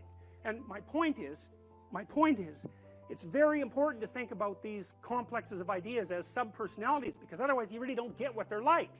If you're angry, if you have a proclivity towards anger, especially if it's an unthinking proclivity, anything that someone says might irritate you. And it isn't like they say something and you think about it and then you get irritated. It's like you perceive the person as irritating. You know, maybe it's just the way they hold their mouth or something. It can be very, very subtle. And you might say, well, it's not me, it's you. It's not that I'm irritated by you. It's that you're irritating. And that, you know, that's a very difficult thing to settle, because the reality is somewhere between the subjective and the objective, right? A lot of arguments that you'll have with people throughout your life are about exactly that. Are you irritating, or am I oversensitive? It's like, well, you know, we're going to hash that out for a good long time before we figure it out. But the point is that if you're possessed by an emotional state or a motivational state or an idea or some kind of complex, you'll see the world through its eyes. And then the facts reveal themselves to you through the lens of that particular set of ideas. So it's a very frightening idea, because, you know, we like to think of ourselves as masters of our own house, which is completely clueless, because it's obvious if you watch yourself for like a month that you hardly ever do what you tell yourself to do, when you're liable to do all sorts of other things that you don't even want to do. You know, because you say, well, I'm going to go to the gym 3 times a week, and I'm not going to drink, you know, and maybe there's this person I'm not going to associate with, and then, you know, you don't go to the gym, and you find that person and you go out and drink with them, and you think, what the hell's going on, you know? But you're not the sort of person that will do what you say. And so, like, what sort of person are you? Well, that's a psychoanalytic question. It's a deep one, because you're a peculiar thing, and there's parts of you that are really, really, really old. And, you know, the sort of naive you, the naive young you that you think of yourself as is like a little piece of flotsam in an ocean of complexity. And the ocean of complexity is you. And part of diving down into the depths is to start to understand what it means to be human. And like, whatever that means, it's the one thing you can say about it for sure is that it's bloody peculiar. If you're looking at a complex phenomenon like male aggression, let's say, well, what causes male aggression? Well, the first thing you do is generate like 20 possible reasons. You don't limit yourself to the one you like. You know, like maybe I'm not that happy about TV, and so I think, well, TV violence probably makes men more violent. It doesn't, by the way. There's very little evidence that it does. There's quite a lot of evidence that it doesn't. Video games, because I think they're a waste of time, so they probably increase male aggression. It's like, well, no, they don't, as it turns out. Alcohol, that definitely increases aggression, male aggression, and female aggression for that matter. So alcohol is a major contributor. Is it sociological? Is it cultural? Do you learn it? Is it biological? You generate all sorts of potential reasons. And you might also say, well, many of those reasons apply, not just one. And then you test them. And then the next thing you do, maybe you say, well, I want to decrease male aggression. Well, you don't assume that you know how to do that, and that if you do what you think you know, that it will work. That's all ideological thinking. The real world is way too complicated to be pushed around by that kind of thinking. And poverty, well, what causes poverty? Well, what do you mean by poverty? Well, you could think for 2 weeks about what poverty is, and you still wouldn't come to the end of it. Do you mean lower education? Do you mean lower intelligence? Do you mean lower conscientiousness? Do you mean drug and alcohol abuse? Do you mean lack of money? Do you mean absolute poverty? Do you mean relative poverty? Do you calculate that neighborhood by neighborhood or state by state? Do you mean poverty of hope? Do you mean lack of plan for the future? Et cetera, et cetera. And all of those questions, so you decompose, so you think, well, poverty is caused by lack of money. It's like, really, that's your theory, is it? Well, you know, it's not good enough, that theory. It's not even most things that are truly problematic are so complex that no ideological solution can possibly suffice. It's just not a good way to go about the problem.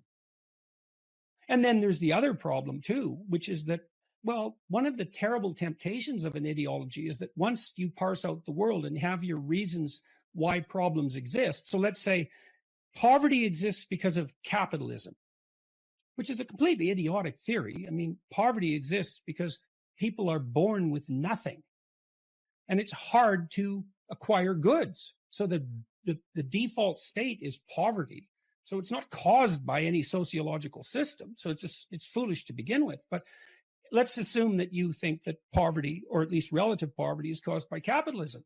Well, then you have a convenient enemy. You know, it's everyone who's a successful capitalist is now responsible for poverty, and then they're bad and you're good. And that's unearned moral virtue. And that's unbelievably attractive to acquire unearned moral virtue. Maybe you're someone who's inherited your wealth, and then you think everyone who's poor is just lazy. And if they'd get up off their ass and get a job, that would solve the problem. It's like, well, that's convenient for you. But it's a very shallow analysis of the problem. And so it's not helpful to think that way unless what you want to do is not think. I've written about this, said pursue what's meaningful and not what's expedient. And I would also say that it's useful to say what is true rather than to craft your words so that you get what you want. And part of the reason for that, there's many reasons, but part of the reason for that is that it's unbelievably adventurous. You have no idea what will happen if you just say what you think. And my experience has been that the consequences are absolutely overwhelming, always, constantly. And, you know, when I go into a talk like this, I don't have an outcome in mind. I don't want to make a fool of myself. I don't want to say something stupid. I want to engage in an interesting conversation, but I don't have an agenda other than that. But it's just to say what I feel in the moment as clearly as I possibly can. It's so adventurous to do that. And it's far better than pursuing a more narrow goal that might be wrong. I've never seen anything as rewarding as the consequences of forthright speech, the opportunity to be of genuine service to other people. There's way more reward in that than in any of the things that people chase in a more finite and limited way. I would say, though, that with regards to the conflict between, let's say, you know, miserable wisdom and happy ignorance, is that there's different forms of rewards to be found in different places. You know, you can think about this even in terms of personality. One major personality dimension is extroversion. And the reason for that is that we have a pleasure circuit, and how active that is varies between people. That's what causes variation in extroversion. And we generally equate happiness with the activation of the circuitry that's associated with extroversion. And drugs like cocaine and amphetamines activate that circuit. But there's another personality dimension, which is openness.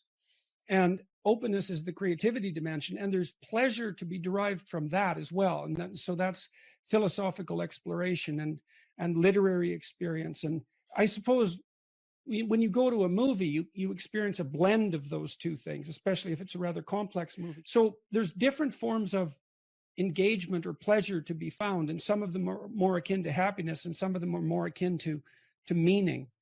And sometimes they come into conflict, but I think all things considered, they work best when they're working together. And I do strive diligently to, and I think that this has really been brought home to me. You know, look, I couldn't sit down. I literally couldn't sit down for almost a year. And so I lost the ability to sit down. I had fantasies for hours of being able to sit by a fireplace and just not move, because I have this condition called akathisia, which is, I learned how valuable it is to be able to sit down. And now when I sit down and nothing is happening, I'm taking stock of that and noticing what an unbelievable gift that is. And it is really useful to maintain your ability to see what you have that you've taken for granted, because you can lose you can lose everything. You can lose things you don't even know you have. I had no idea that you could ever lose the ability just to sit down, but you can. I wouldn't recommend it.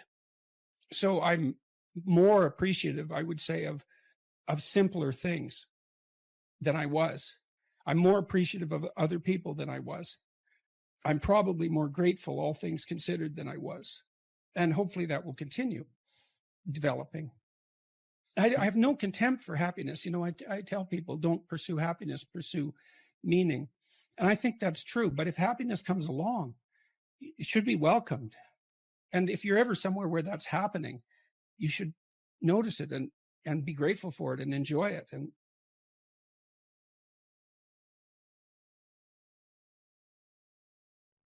yeah, well, we're not animals in a zoo. Like we're not camels in a zoo. We're not herbivores, you know, and just because we have enough straw doesn't mean we're going to lose our unbelievable capacity for destructive creation. And we don't know how to harness that. You know, and I've been trying, I suppose, in some sense to meet that desire for a call to adventure with what I'm writing and with my lectures and to use responsibility in this moral domain as a battle that's of sufficient intensity to engage young people in particular property. It's like, get yourself together, see how difficult that is, see what you can do, put yourself together, stop doing the things you know to be wrong, and see what happens. Put yourself together. And there's been an unbelievable response to that. And I think it's harmless in some sense, or as harmless as such things can be, because it is focused. It's like, change you. Leave the other people alone. Or if you want to change them, maybe you can do it through example. You know, but they're not the problem. You have enough problems with yourself. It's like, well, what are you complaining about? You've got enough to eat. It's like, fair enough, you know, who wants to starve, right? And so it's even hard to fight against. Well, I should be grateful for that. And yes, you should, but it's not enough.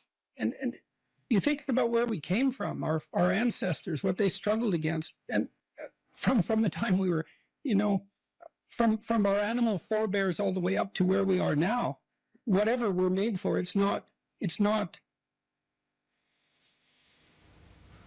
Twinkies and TV. You know, it's not willful blindness and the comfort that brings. It's not enough. And so we need this adventure.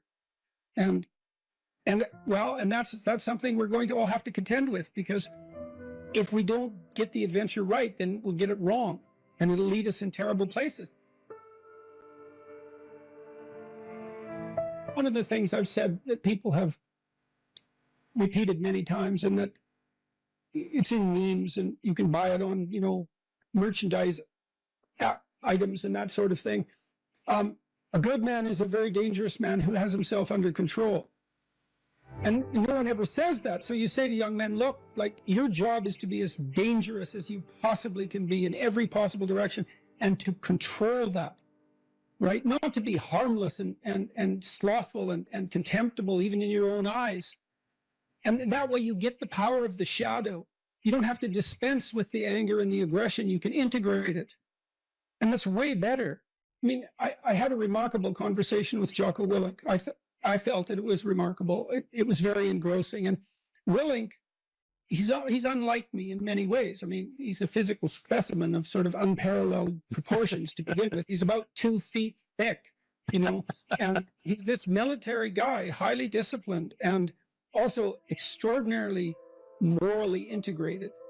And he's an admirable person, because the danger is right there under the surface. But he has it rather than it having him. And we're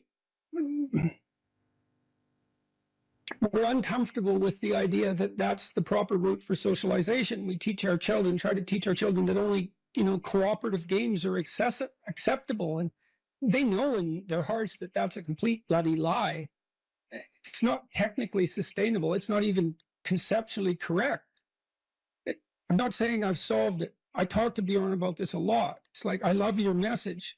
Wouldn't it be wonderful to eradicate absolute poverty? And he does this great job technically of rank ordering global concerns, doing a cost-benefit analysis that's methodologically rigorous and saying, look, we can devote money here. We'll get a 20-to-1 return, mostly in child nutrition, as it turns out. Couldn't we do an immense amount of good with targeted spending? And the answer is clearly yes.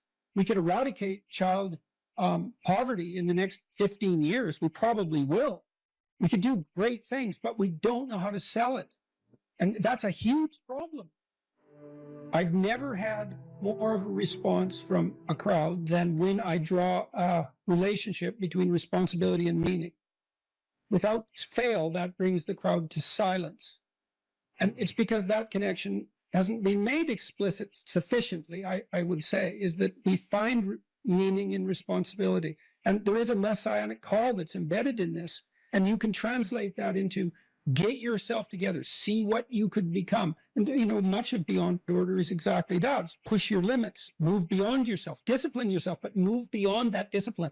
Don't let that order constrain who you could be, because it's not a high enough order yet.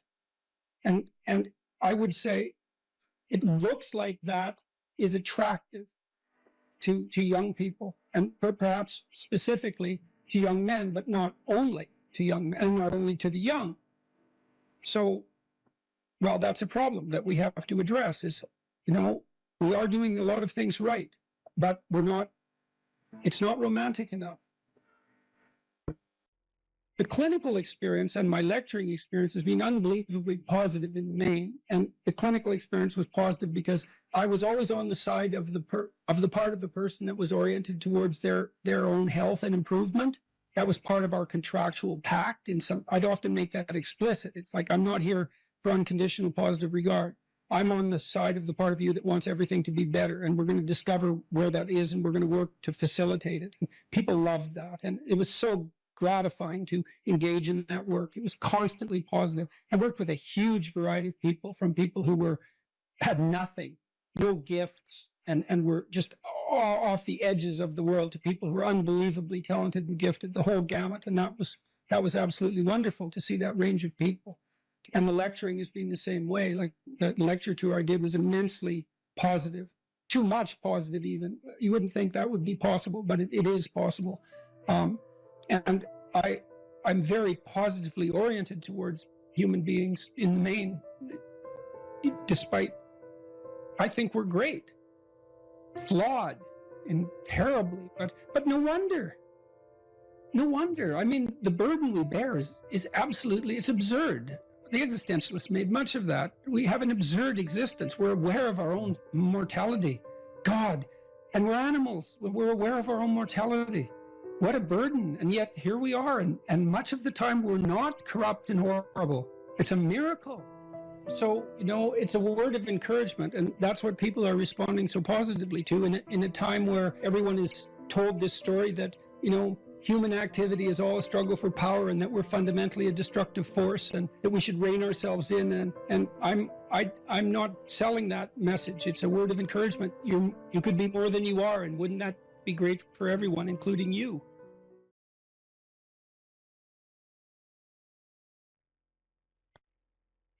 If you could give one advice to us, how we could be able to actually put our opinion out there and to actually make people listen and not to cause some mindless conflict with just yelling, what advice would you give us? Learn to write. I'm dead serious. Like, I'm dead serious about that. Because writing is formalized thinking. And so the way you write is, first of all, you need a problem. Because why write if you don't have a problem? So this is good advice if you're just writing an essay, by the way, from your classes. It's like, pick a bloody problem that you want to write about, because otherwise it's false right from the start. It's up to you to engage with the material until you find something that grips you, that you desire to investigate. Okay, so you need a problem. Well, the next thing you need to do is, well, you need to have something to say about the problem. So, reading is really good for that. Read as much as you can. Get your hands on that addresses the problem. Okay, so now you know a bunch of things, or at least provisionally know them. You at least have access to them. Well, now you start you start sorting through it. It's like, okay, well, maybe I need to summarize what I've learned, and then I need to iron out the contradictions between what I've learned, and I need to elegantly formulate that, and I need to get my word choice right, and my phrase choice right, and my sentence choice right, and I need to organize the sentences into proper paragraphs, and the paragraphs into proper sequence, so that I have a coherent argument. And at the same time, what you're doing is you're integrating your own personality at the highest and most abstract level of organization, and you're sharpening your tools, and you're putting yourself straight, because you're learning to think. You learn to do that by writing. And so I would say, pick some hard problems and learn to write very, very carefully. And when I say pay attention to the word, I mean that. Pick the right words, organize them into the right phrases, get your sentences straight. Like when I wrote my first book, Maps of Meaning, I believe I wrote every sentence in that book 50 times.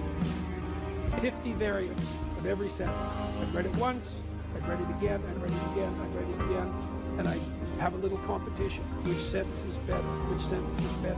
I pick that sentence. Do the same with the paragraphs. Over many, many years, you hone your words. They're the most powerful thing about you, bar none. If you are an effective writer and speaker and communicator, you have all the authority and competence that there is. And so you're at university. Maybe you're taking a humanities degree. Well, what's the humanities degree for? To teach you how to think. You learn to think by writing. Now there's more to read, to speak, and all of that, but the best thing you can do is read and write every day. A couple of hours every day. Write about things you find important, and see if you can discover what you believe to be true. And that'll build you a foundation. And it's unbelievably practical. Like if you look at people who are phenomenally successful across life, there's various reasons, but one of them is that they're unbelievably good at articulating what they're aiming at, and strategizing and negotiating and enticing people with a vision forward. It's like, get your words together, man. That makes you unstoppable. And that's the core of the humanities, that idea. It's get your words together. Make yourself an articulate creature, and then you're deadly in the best possible way. So, and take that seriously. And I'll end with something too. You students, you might think in your more cynical moments that you have to offer your professors what they want and gerrymander the content of your language to suit their predilections, or what you consider to be their predilections. First of all, it's a very small minority of professors who are corrupt enough to punish you for producing a high-quality essay that they don't agree with. And though that's reprehensible, but it doesn't happen very often. But more importantly, it's the highest academic sin to do that, because what you're here to do is to learn to find your true voice. And every time you deviate from that for expedient reasons, you corrupt yourself. And not in a trivial way, because when you formulate your arguments, that becomes a permanent part of your character. You carry that with you. It becomes part of the structure through which you view the world, and it guides your actions. And so you hold your words pristine, and you work in a dedicated way to become as articulate and clear as you can possibly become. And there's nothing that's more practical and noble than that at the same time.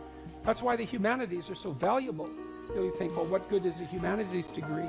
It's like, well, you come out of here able to speak and think and write, no matter where you go, like you're headed for the pinnacle, and hopefully in a way that's positive for everyone. If you concentrate solely on your career, you can get a long way in your career. And I would say that that's a strategy that a minority of men preferentially do. That's all they do. They work like 70, 80 hours a week. They go flat out on their career. They're staking everything on the small probability of exceptional status in a narrow domain. But it's hard on them. They don't have a life. It's very difficult for them to have a family. They don't know how to take any leisure activity. Like, they get very one-dimensional. Now, it may be that unidimensionality is the price you have to pay to be exceptional at one thing, right? Because if you're going to be something like a genius level mathematician, and you want to do that or a scientist, say, it's like you're in your lab all the time, you're working 70 hours a week or 80 hours a week, you're smart, you're dedicated, you're unidimensional, and that's how you get to beat all the other people who are doing that. It's the only way. But the problem is you don't get a life. Now, if you love being a scientist and you have that kind of focus of mind, well, first of all, you're a rare person, and second, you're going to pay for it. But fine, more power to you. But it's a risky business to do that. You sacrifice a lot for it. You know, and I would say most often, if you're speaking about having a healthy life, that isn't what you do. You spread yourself out more. So, you know, you have a family, you have some things that you do outside of work that are meaningful to you and useful. You have a network of friends. Well, those 3 things alone, or 4 things alone, are plenty to keep you well oriented. And then if one of those things collapses, you know, everything doesn't go. Now, the price you pay for that is the more you strive to optimize that balance, the less likely you are to be fantastically successful at any single one of them. But you might have a very, you know, if you consider your life as a whole, that might be a winning strategy. One of the things Carl Jung said, I really liked this. He thought that men went after perfection and women went after wholeness. There's something different at the top of the value hierarchy. So perfection would be stake it all on one thing and look for radical success. Not that all men do that, because they don't, but we're talking about extremes, at least with regards to the men that do that. The wholeness idea is more like, well, it's like I want one thing in my life to be 150%, or I want 5 things in my life to be 80%. Well, there's a lot more richness in a life where you have 5 things operating at 80%, but you're not operating at any of them at 150%. So, and I really believe this because I've watched men and women go through their careers now for a long period of time, and one of the things that, there's lots of things that produce this, but one of the things that I've noticed is that mostly women in their 30s bail out of unidimensional careers. They won't do them. They won't put in the 80 hours a week that they would have to put in order to dominate that particular area. And it isn't, the reason that they won't do it is because they decide it's not worth it. And no wonder, because why would that be worth it? You have to ask yourself that. It's like, well, you want to be an outstanding scientist. It's like, okay, really, that's what you want, because that means that's what you do, because you're competing with other people. You know, they're smart, they're hardworking, and if you want to be at the top, you have to be smarter and work harder than any of them. And working hard means working long hours. I mean, it also means working diligently, but in the final analysis, it's also an additive issue. If I'm smart and hardworking and I can crank out for 70 hours a week, and you do it for 30, it's like, in 2 years, I'm so far ahead of you, you will never, ever catch up. So, anyways, and I think partly, maybe part of the reason too that women are oriented that way more than men, I think there's 2 reasons. One is socioeconomic status does not make women more attractive on the mating market, but it does make men more attractive. And the second is women's time frame is compressed, right? Because guys can always say, well, I'll have kids later, and they can say that till they're like 80. Whereas women, it's like, no way, man, you got to get it together by the time you're, let's say 40, but really probably by 35, but definitely by 40. Because otherwise it ain't happening. And that's bloody dreadful. One of the common routes to extreme unhappiness is to want children and not have them. I wouldn't recommend that. You know, you see couples who are in their 30s. 1 couple in 3 over the age of 30 has fertility problems. That's defined as inability to conceive after 1 year of trying. 1 in 3. So it's worth thinking about, because people are very, very unhappy if they want to have kids and then they can't. Man, you're in the medical mill for 10 years if that's what happens to you. We've got a hypothesis that we're still working out that's supported to some degree by the relevant literature. So imagine that you're looking for a stable partner, right? So you might think, well, what do you want in a stable partner? And at least in principle, one of the things you don't want is too much mismatch between you and that person on the 5 fundamental dimensions. So for example, if you're really extroverted and you have a really introverted partner, you're going to engage in continual conflict about how much social activity the 2 of you should subject yourself to. And it's very, very difficult for people who widely differ on those dimensions to come to consensus, because it's not just a matter of opinion, right? It's really a matter of different, if you're looking at extremes, of really different types of people. And the thing about introverts is they just don't enjoy large-scale social interaction that much. One-on-one, they're often fine, but in a group, they don't like that, and it tires them out. Whereas a real extrovert, it's like you isolate them, and they just wither on the vine, because a huge part of what actually motivates them in a positive way is tangled up with social interaction. And so, if you're an agreeable person and you have a particularly disagreeable partner, you're also going to run into problems, because the agreeable person will say whatever you want, whenever, and the disagreeable person will say, well, I'd like to know what the hell you want for a change, and be much more harsh and much more demanding in the situation. And the agreeable person is going to find the disagreeable person harsh and unpleasant, and the disagreeable person is going to find the agreeable person wishy-washy and unable to stand up for themselves. And again, that's actually one of the primary sources of tension between men and women, because women tend to be higher in agreeableness than men. It's about half a standard deviation, which is quite a large difference by psychological standards. And so what that means, I probably haven't got the statistic quite right. If you have a group of men and women and you pick out random pairs, the woman is going to be more agreeable than the man 60% of the time. So that's not an overwhelming proportion, but it's reliable, and it's quite large by psychological standards. So there's the problem with agreeableness. With conscientiousness, well, if you're conscientious, you're industrious and orderly. And orderly people seem to be sensitive to disgust, which is something we'll talk about in detail later. We've had a hard time specifying exactly what makes industrious people industrious, because it's hard to come up with an animal model for that sort of thing, and there's no theoretical model. But our latest idea is that, it's not my idea, it's actually the idea of my graduate student, Christine Brophy, is that industrious people find it unpleasant and unsettling to not be doing something. So it isn't so much that You said that a harmless man is not a good man. A good man is a very dangerous man who has that under voluntary control. How should people become more dangerous? Oh, becoming more articulate is definitely, I would say, that's the primary array of weapons. So, I mean, physical prowess is something, and it's not nothing, that physical confidence that comes along with that as well. But the same thing replicated at the level of the ability to communicate and to think, that's way broader field of battle and opportunity. So this is one thing that isn't taught well, especially to boys. It's more important to teach it to boys, I would say, because they're more skeptical of the educational enterprise in general, generally speaking, partly because they're less obedient, partly because they're less agreeable. That's particularly true for disagreeable boys. And agreeable boys get higher grades independent of their IQ and their academic achievement, because they're easier to deal with. So what do you tell disagreeable boys? There's nothing that makes you more formidable than verbal competence, than being able to articulate, be able to think, to marshal your arguments, right? It's a battlefield metaphor. Get everything in order, get all your information straight, to marshal your forces. And so, I mean, that's part of the reason that rap artists are so popular, especially among disaffected young men, black and white alike, because they're unbelievably articulate. They have this incredible verbal prowess.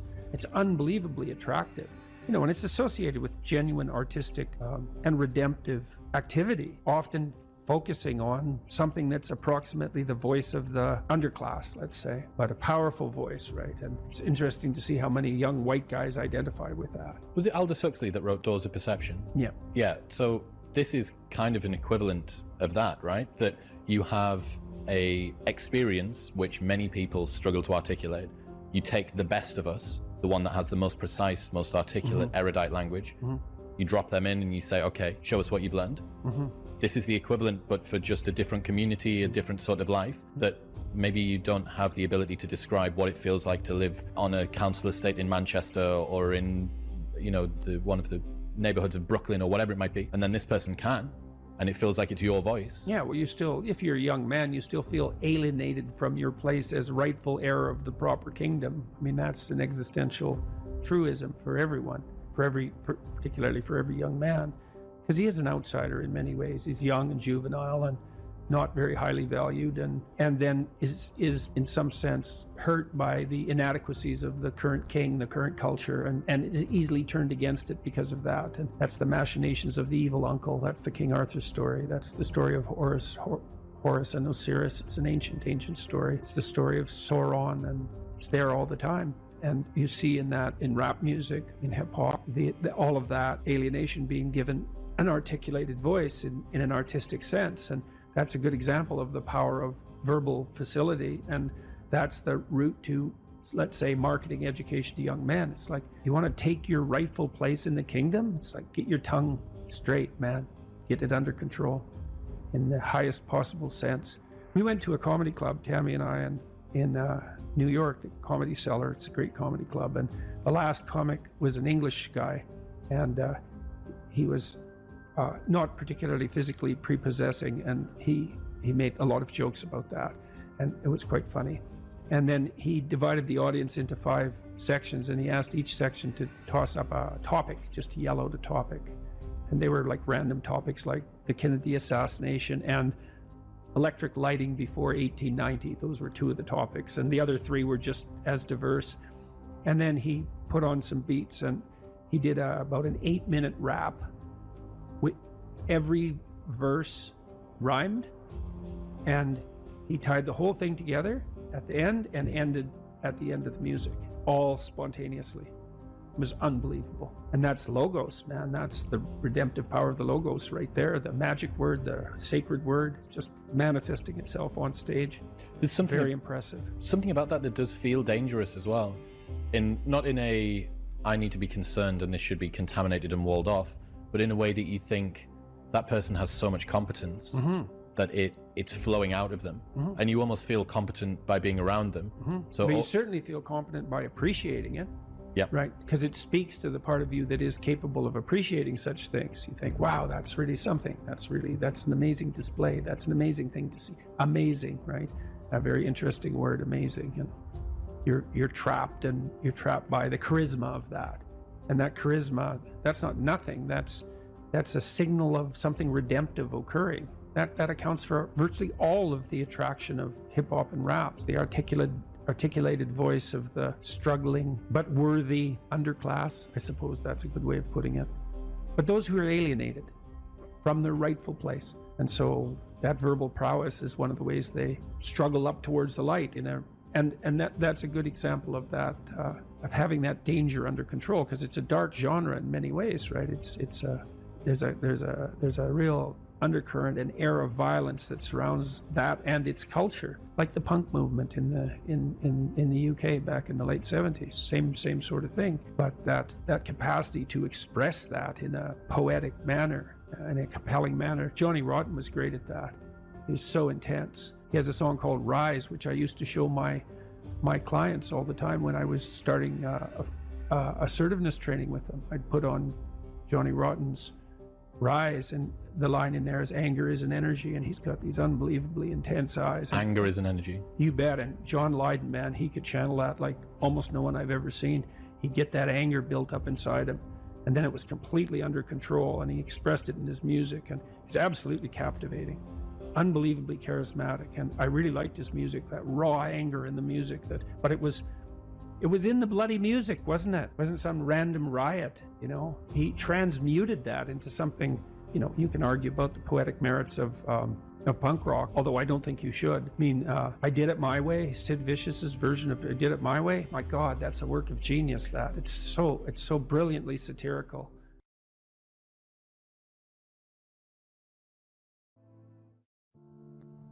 There's a book. It's a book called About Face. It's about a guy that was in the Korean War and then he was in the Vietnam War, and his name is Colonel David Hackworth. When I was on deployment, I would open up that book anywhere, and I would read 2 pages or 3 pages before I'd go to bed if I was in my bed that night. And there were so many lessons that correlated to what I was actually going through. And a real obvious example was, when you read, you can learn, and you don't have to go through the school of hard knocks. You don't have to get punched in the face repeatedly with things that turn out to be situations that other people have absolutely gone through. The level of capability increases so much by seeing something one single time. Well, if I see something one time, I'm infinitely better than if I'd never seen it before. It's like those little puzzles. They give you a little puzzle, some kind of a mind bender, right? The mind benders only work on you one time. The riddle only works on you one time. Then you go, I know the answer to that. That's the answer. You never get fooled by that again. So just seeing it one time, you're infinitely better. So when you read enough, you're capturing all these lessons. Of course, you want to put the book on. You want to become that person. That can rattle you up, man. Especially if the person is thinking all sorts of things that you've never thought. I mean, I love reading for that reason. I could pick my peers too, which I really loved. It's like, well, I have these people around me, but then there's these people who've lived before me and in different places, and I can set them up on my shelf. I can enter into their world, and I can benefit from everything they've thought and saturate myself with that person. It's very disruptive, especially if the person that you're reading has a mind that's more powerful and more well-developed than your own. It was very disruptive, but unbelievably useful to try on other people like that. And you get the benefit of their entire life distilled into their book. It's 30 years of work. I read this one book called The Neuropsychology of Anxiety, which it's a great scientific work. It's a very hard book. I think it has 1,800 references, something like that. And this guy, Jeffrey Gray, he actually read all those references and he understood them. And so it took me 6 months to read the book, but I got an entire education out of it. I got to experience in 6 months what it took him 30 years to learn. Like, what a gift that is. It's unbelievable. What were you reading when you were in university? Was it fiction, novels? Was it nonfiction? What were you focusing on? As trite as this may sound, it was actually the most impact was from Shakespeare. It was the most impact on multiple levels. And I'll tell you the primary level. And when I've covered Shakespeare on my podcast, I explain this to people. People think, well, I didn't really understand. I read it, I didn't understand it. If you think you're going to just pick up Shakespeare, open it up and read it and understand it, you're not going to, because it's barely written in English. It's barely written in English. It's almost another language. So what you have to do is you have to start to interpret it. And so what I realized with Shakespeare is, number one, the weight of the words, that these words were so pregnant with meaning that you had to pull those words and parse those words and pull those words apart to see all the depth that each individual word had, and then the way that they're put together. And what was great about this was, by the time I was back, because then I went right back into the SEAL teams, and somebody would hand me a rules of engagement document that was written by some lawyer in Washington, D.C., and I'd pull it out and say, wait a second, this word, I don't know what this word means. So let's pull this word out. Let's see what this actual definition of this particular word is, and how that changes my viewpoint of these rules of engagement, and how can I translate that for my troops so that they actually know what to do. So that part for me was, from a reading perspective, starting to read Shakespeare and saying, oh, okay, you're not going to understand this. And if you don't understand something, that's okay. You pull out the Oxford English Dictionary and you look it up. And then you not just find out what the meaning of the word is, but what's the root word and where does it come from and what kind of depth and what kind of... Yeah, and that's really, that's unbelievably useful too. Virtually every word is like that, because a word is an ancient artifact. It's like an animal in some sense. It has an evolutionary history and it transforms across time. And each word it carries the echoes of its past with it too, because each word attracts other words in a particular unique way. So it kind of lives in a word ecosystem as well. And the ecosystem contains information about the history of that word. And you think, well, why is that important? It's like, well, hey, guess what? You think in words, you talk in words, you have all these archaic entities, these words, these living entities that you use. It's like the more you know about them, the more you know about you, the more you know about other people, and the better you are at formulating and communicating your ideas. There's nothing lost in that kind of investigation.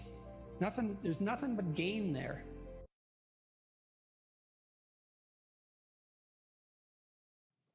Okay, well, so So that's another issue in some sense that seems to make the postmodernist critique even more correct. How in the world are you going to extract out a canonical interpretation of something like that? It's like it's not possible. But here's the issue, as far as I can tell. So when the postmodernists extended that critique to the world, they said, look, well, a text is complicated enough. You can't extract out a canonical interpretation. What about the world? The world's way more complicated than a text, and so there's an infinite number of ways that you can look at the world. And so how do we know that any one way is better than any other way? And that's a good question. Now, the postmodern answer was we can't. And that's not a good answer, because you drown in chaos under those circumstances, right? You can't make sense of anything. And that's not good, because it's not neutral to not make sense of things. It's very anxiety-provoking. It's very depressing, because if things are so chaotic that you can't get a handle on them, your body defaults into emergency preparation mode, and your heart rate goes up and your immune system stops working, and like you burn yourself out, you age rapidly because you're surrounded by nothing you can control. That's an existential crisis, right? It's anxiety-provoking and depressing, very hard on people. And even more than that, it turns out that the way that we're constructed neurophysiologically is that we don't experience any positive emotion unless we have an aim and we can see ourselves progressing towards that aim. It isn't precisely attaining the aim that makes us happy. As you all know, if you've ever attained anything, because as soon as you attain it, then the whole little game ends, then you have to come up with another game, right? So it's Sisyphus. And that's okay, but it does show that the attainment can't be the thing that drives you, because it collapses the game. That's what happens when you graduate from university. It's like you're king of the mountain for one day, and then you're like surf at Starbucks for the next 5 years, you know? So, yeah. So what happens is that human beings are weird creatures, because we're much more activated by having an aim and moving towards it than we are by attainment. And what that means is you have to have an aim, and that means you have to have an interpretation. And it also means that the nobler the aim, that's one way of thinking about it, the better your life. And that's a really interesting thing to know, because, you know, you've heard ever since you were tiny that you should act like a good person, and you shouldn't lie, for example. And you might think, well, why the hell should I act like a good person, and why not lie? I mean, even a 3-year-old can ask that question, because smart kids learn to lie earlier, by the way. And they think, well, why not twist the fabric of reality so that it serves your specific short-term needs? I mean, that's a great question. Why not do that? Why act morally? If you can get away with something and it brings you closer to something you want, well, why not do it? These are good questions. It's not self-evident. Well, it seems to me tied in with what I just mentioned. It's like, you destabilize yourself and things become chaotic. That's not good. And if you don't have a noble aim, then you have nothing but shallow, trivial pleasures, and they don't sustain you. And that's not good, because life is so difficult, it's so much suffering, it's so complex. It ends, and everyone dies, and it's painful. It's like, without a noble aim, how can you withstand any of that? You can't. You become desperate, and once you become desperate, things go from bad to worse very rapidly when you become desperate. And so there's the idea of the noble aim, and it's not something, it's something that's necessary. It's the bread that people cannot live without, right? That's not physical bread. It's the noble aim. And what is that? Well, it was encapsulated in part in the story of Marduk. It's to pay attention. It's to speak properly. It's to confront chaos. It's to make a better world. It's something like that. And that's enough of a noble aim so that you can stand up without, cringing at the very thought of your own existence, so that you can do something that's worthwhile to justify your wretched position on the planet. So now the literary issue is that, look, you take a text, you can interpret it a variety of ways, but that's not right. This is where the postmodernists went wrong, because what you're looking for in a text, and in the world for that matter, is sufficient order and direction. So then we have to think, well, what does sufficient order and direction means? Well, you don't want to suffer so much that your life is unbearable, right? That just seems self-evident. Pain argues for itself. I think of pain as the fundamental reality, because no one disputes it, right? I mean, even if you say that you don't believe in pain, it doesn't help when you're in pain. You still believe in it, right? You can't pry it up with logic and rationality. It just stands forth as what the fundament of existence, and that's actually quite useful to know. Say, well, you don't want any more of that than is absolutely necessary. And I think that's self-evident. And then you say, well, wait a minute, it's more complicated than that.